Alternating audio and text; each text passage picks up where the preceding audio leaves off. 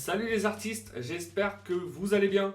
Halloween approche et aujourd'hui, on se plonge dans l'univers macabre en apprenant à dessiner une tête de mort réaliste et terrifiante. Pas besoin d'être un expert, je vais vous guider pas à pas des premiers traits aux ombres qui donnent vie, ou plutôt mort, à votre création. Pour cela, comme d'habitude, nous allons avoir besoin d'une feuille A4, d'un crayon papier et d'une gomme, d'une boîte de crayons de couleur ou feutre de couleur, ainsi qu'un feutre noir ou un liner. Allez, let's go! On commence dans un premier temps par notre esquisse au crayon à papier. Donc vous allez tracer une grande ligne verticale au centre de votre feuille. Ensuite, au milieu de celle-ci, on va tracer une ligne horizontale. Donc ces traits nous serviront de référence pour notre dessin.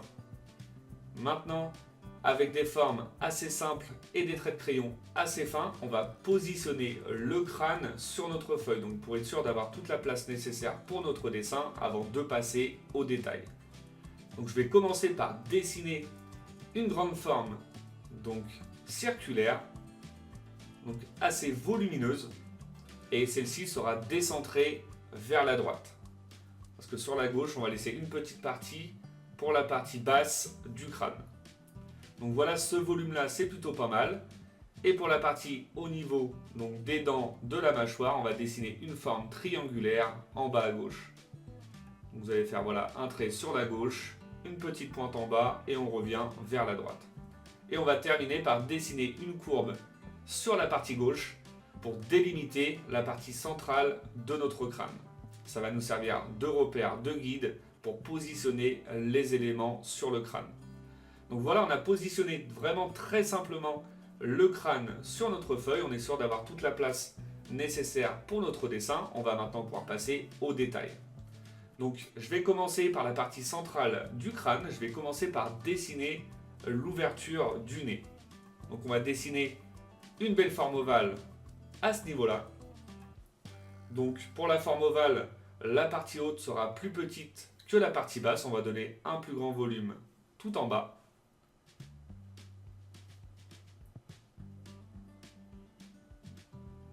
Voilà, à peu près de cette dimension, hein, c'est plutôt pas mal. On n'hésite pas à retravailler les formes avec des traits de crayon un petit peu plus épais pour avoir le volume souhaité. Ensuite, on va commencer par dessiner la petite délimitation donc, de l'os du nez. Donc on repart au-dessus du nez, on va contourner la partie haute du nez et on va faire un petit retour en bas à gauche. C'est vraiment une petite délimitation qui nous servira de départ pour l'œil de gauche par la suite. Voilà, on va s'arrêter là pour la petite délimitation. On va maintenant pouvoir dessiner l'ouverture de l'œil de droite. Donc pour l'œil de droite, on va faire une forme ovale, pas trop grosse, mais un certain volume quand même pour que ce soit cohérent par rapport au volume du crâne. Donc je vous invite à utiliser des traits de crayon assez fins pour dessiner les deux yeux, enfin les deux ouvertures. Et ensuite vous pourrez repasser avec des traits un petit peu plus épais.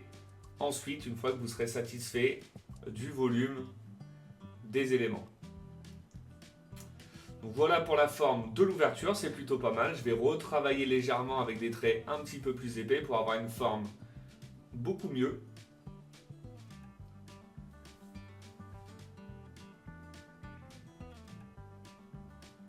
Voilà, maintenant je vais me dessiner donc une petite ligne sur le dessus qui va me servir de repère pour dessiner l'ouverture de l'œil de gauche. Donc pour l'ouverture de l'œil de gauche, ça va être très simple. On va dessiner une forme de C à l'envers. Donc voilà, sur la partie haute et la partie basse. C'est plutôt cohérent par rapport à l'ouverture de l'œil de droite. Donc maintenant, on va pouvoir dessiner une courbe comme celle-ci, donc orientée vers l'extérieur pour la partie du trou de l'œil de gauche. Ensuite, on va dessiner une petite courbe pour avoir un départ de l'os du dessous. Et c'est bon pour les deux yeux, donc c'est plutôt pas mal. On va maintenant passer à la partie basse, donc en dessous du nez.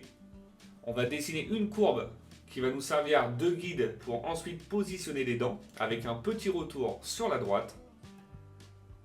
Et maintenant, on va pouvoir dessiner la partie basse de l'os zygomatique, donc qui va être au-dessus de la mâchoire. Donc on va envelopper le petit retour, une belle courbe comme celle-ci, et ensuite on va dessiner une courbe orientée vers le bas et une autre courbe orientée vers le haut. Une petite forme de vague qui va arriver sur la droite. Par contre, on ne va pas aller jusqu'à la délimitation du crâne de droite, on va s'arrêter juste avant. Donc voilà la petite vague. Et on va s'arrêter à ce niveau-là, c'est plutôt pas mal. On va maintenant repartir au-dessus de l'ouverture de l'œil de droite. On va dessiner une belle courbe qui va contourner l'ouverture. On va réduire l'écart arrivé sur le bas. Et on va pouvoir dessiner une petite forme, si je puis dire, à l'équerre pour avoir la délimitation de la partie haute de l'os zygomatique qui va arriver à peu près à la même distance. Ça va dépasser légèrement sur la droite. Voilà, comme ça c'est plutôt pas mal. On va maintenant dessiner donc la partie extérieure du crâne sur la partie gauche, donc à gauche de notre œil.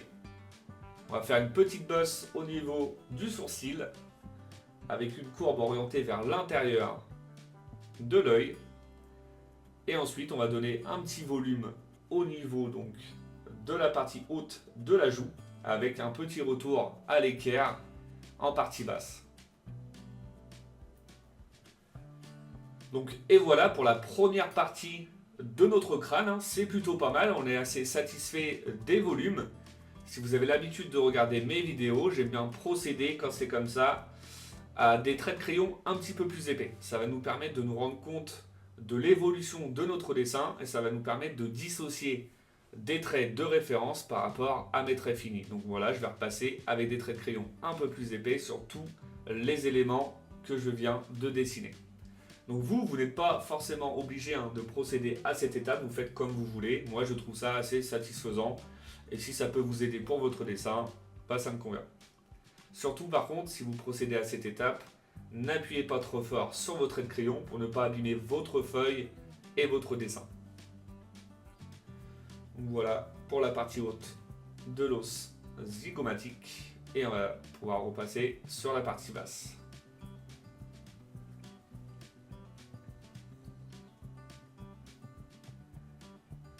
On n'oublie pas de repasser sur le nez. Et la petite partie en bas à droite. Donc, et voilà, on a terminé donc, avec cette première partie, c'est plutôt pas mal. On va maintenant pouvoir passer à la partie basse de notre crâne. Donc, je vais commencer par dessiner le volume de mes dents en partie haute. Donc on va faire une forme ovale donc, à ce niveau-là. Donc ça va représenter le volume de mes dents de la partie haute. Et on va faire la même chose donc pour la partie basse. Simplement pour la partie basse, on va partir légèrement en décalé sur la droite. Donc là également, on utilise des traits assez fins. On ajoutera donc les détails au niveau des dents par la suite. On va simplement laisser comme ça pour le moment pour pouvoir avoir la position, le départ pour la partie basse, donc le menton de mon crâne. Donc une fois qu'on a terminé de positionner les dents, on va repartir de la partie gauche. On va dessiner une petite courbe comme celle-ci. On va revenir en pointe en partie basse. Donc on va pouvoir maintenant dessiner voilà, le volume de la partie du menton. Et ensuite on va bifurquer, donc on va aller vers la droite pour dessiner la branche mandibulaire. Donc une belle courbe comme celle-ci. On arrive à notre trait d'axe. On va faire un petit arrondi en partie basse et on va repartir de l'os zygomatique pour dessiner la partie haute de la branche mandibulaire. Voilà, vous faites des petites vagues comme celle-ci, des petites courbes intérieures, extérieures, comme ça c'est plutôt pas mal. On va maintenant donc dessiner la délimitation de cette branche. Donc on va ajouter un petit trou à l'arrière des dents, donc avec simplement une belle courbe, et une autre ouverture juste en dessous de l'os zygomatique. Donc voilà pour le volume de la partie basse de mon crâne, c'est plutôt pas mal. Je peux repasser avec des traits de crayon un peu plus épais.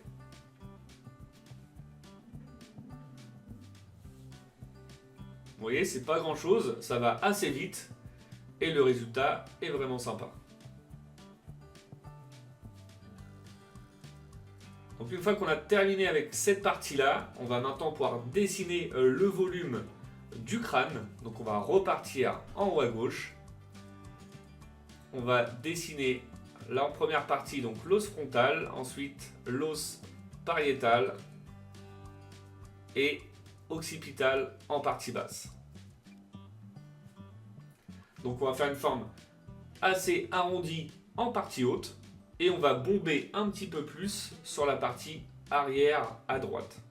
Vous voyez, hein, j'ai légèrement augmenté le volume de mon trait de référence. En bas, on ne va pas revenir jusqu'au bout. On va faire un petit décroché juste au niveau de la branche mandibulaire, donc sur la partie haute. Voilà, le petit décroché comme celui-ci, c'est plutôt pas mal. Et on n'oublie pas de faire une petite délimitation juste au-dessus des dents. Voilà, à ce niveau-là. Pour avoir la deuxième partie, donc la partie arrière de mon crâne. Donc c'est plutôt pas mal. Comme d'habitude, on repasse avec des traits un peu plus épais.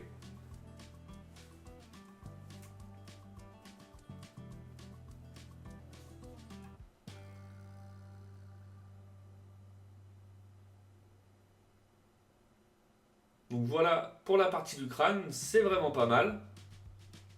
On n'oublie pas, voilà, le petit retour. Et maintenant, on va pouvoir dessiner les détails au niveau des dents. Donc on va commencer avec la partie haute. Donc on va dessiner des petites formes rectangulaires, voilà, en se basant sur notre trait de référence. Donc vous pouvez alterner les largeurs pour avoir un résultat assez sympa.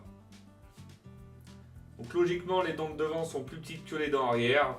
Après, c'est votre dessin, vous pouvez adapter celui-ci comme vous voulez, vous pouvez le personnaliser, hein, c'est votre dessin. Moi, j'ai décidé de faire les dents à l'arrière un petit peu plus petites.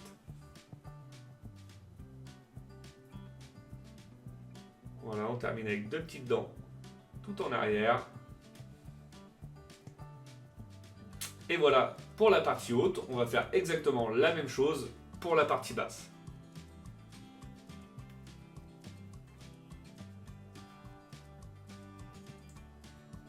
Vous voyez, c'est vraiment pas grand chose, mais déjà tout de suite, ça donne du caractère à notre dessin et le rendu est vraiment sympa.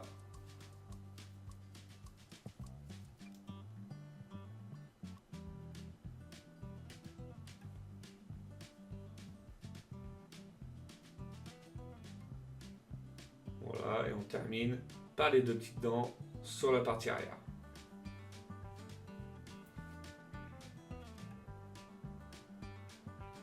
Donc voilà pour la partie des dents, c'est plutôt pas mal. On va ajouter des toutes petites courbes en dessous, donc entre les délimitations de chaque dent. On ajoutera des petites courbes sur la partie haute, j'aurais pu le faire maintenant, mais je l'ai fait après. Donc après, il n'y a pas de mauvais sens hein, pour cette partie-là, il n'y a aucun problème. Ensuite, j'ai ajouté des petits détails sur le crâne pour donner un petit peu plus de volume. Donc des petites courbes au-dessus du nez, au-dessus des deux yeux, une courbe en dessous de l'œil de droite et ensuite on va ajouter donc des petits traits, des petites courbes sur un peu toutes les parties avant de notre crâne. Donc voilà, là au niveau de l'os zygomatique en partie basse, j'ai fait une petite éraflure. En partie haute de la branche mandibulaire également, des petites courbes sur la partie basse. Au niveau de la pointe du menton également. On a ajouté voilà, une petite séparation en plein milieu donc de l'os frontal entre les deux yeux.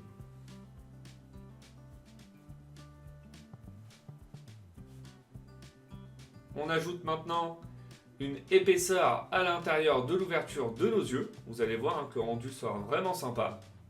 Donc on va faire sur la partie gauche. Forcément, vu que le crâne est orienté vers la gauche. Donc, cette petite épaisseur.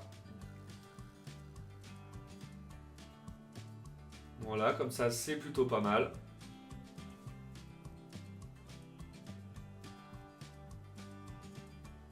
Ensuite, on va ajouter la même chose à l'intérieur de notre nez.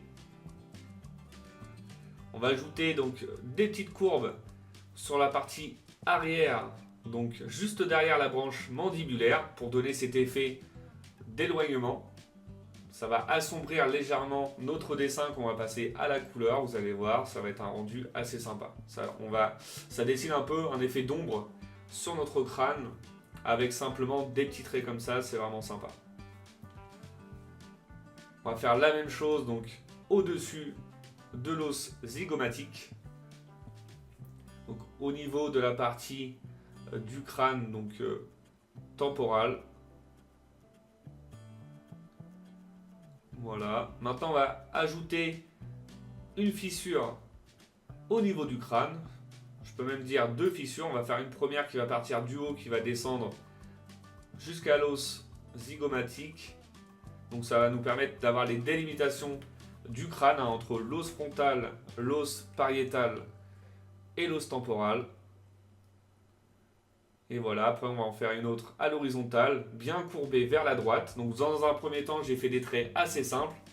Et maintenant, je vais repasser avec des traits un petit peu plus épais. Et je vais faire des formes donc, qui vont partir vers la droite et vers la gauche. Pour donner cet effet de fissure assez sympa. Donc voilà pour la première fissure. On va faire la deuxième. Sur la droite. Pareil, petite pointe en haut et vers le bas. Et on va arrondir légèrement sur la partie basse à droite. On va ajouter des petits traits sur la partie haute. Une petite courbe à l'arrière sur la partie pariétale. Et on va ajouter des petites courbes sur la partie du crâne pour donner un petit peu plus de volume.